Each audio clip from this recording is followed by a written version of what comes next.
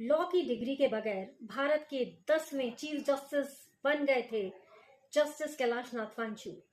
11 अप्रैल 1967 में तत्कालीन chief justice of India के सुब्बाराव ने राष्ट्रपति का चुनाव लड़ने के लिए इस्तीफा दे दिया।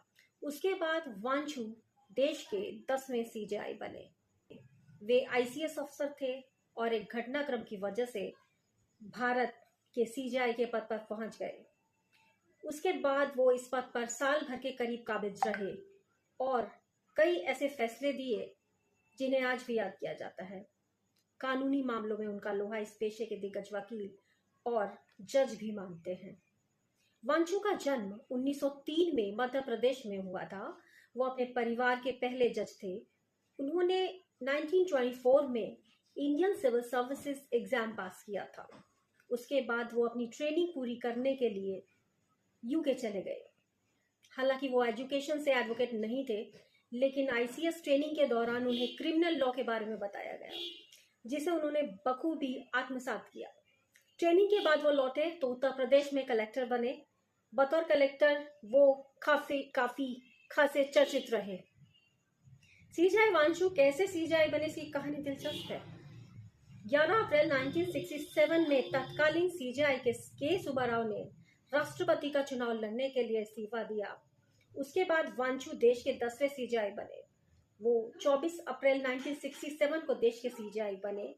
वो 10 माह तक इस पद पर रहे। वो 24 फरवरी 1968 को रिटायर हो गए।